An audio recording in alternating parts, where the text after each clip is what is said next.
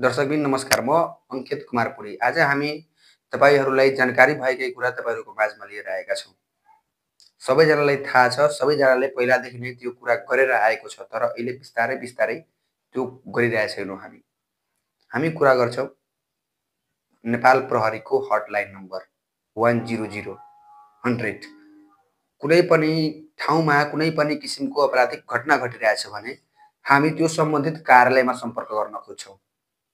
पर्सा जिल्लामा मानौँ, पर्सा जिल्लामा 20-25 भन्दा बढी प्रहरी चौकीहरू छन्, 30 भन्दा बढी प्रहरी चौकीहरू छन्।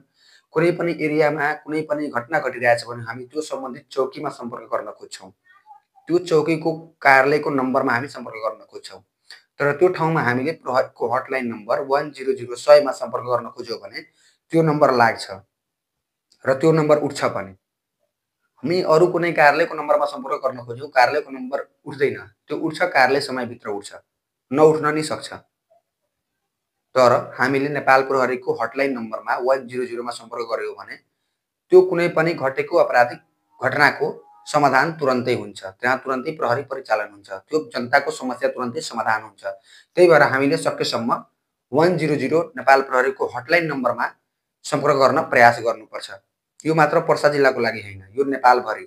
हामी जुनसुकै जिल्लामा हुन्छौँ, त्यो जिल्लामा कुनै पनि आपराधिक घटना घटिरहेछ, कुनै पनि समस्या भइरहेछ त्यस्तो भने हामी नेपाल प्रहरीको हटलाइन नम्बरमा 100 मा सम्पर्क गर्न सक्छौँ।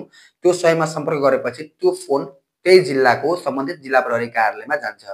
त्यही भएर तपाईहरू पनि अब सम्बन्धित कार्यालयको नम्बरमा सम्पर्क गर्नुभन्दा राम्रो नेपाल प्रहरीको हटलाइन नम्बर 100-100 जुन कि याद गर्न पनि सजिलो छ। हामी कुनै कार्यालयको नम्बर याद गर्छौँ भने त्यो 10 डिजिटको हुन्छ, 10 डिजिट।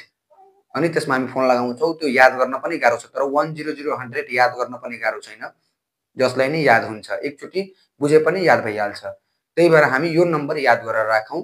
यो नम्बर बच्चा बुच्चीलाई पनि थाहा हुन्छ, जसले पनि भनिदियो उसलाई जानकारी हुन्छ। यो नम्बर थाहा भयो भने सबलाई थाहा हुन्छ। थाहा छँदैछ तर पनि मान्छेहरू प्रयोगमा ल्याइरहेको छैन।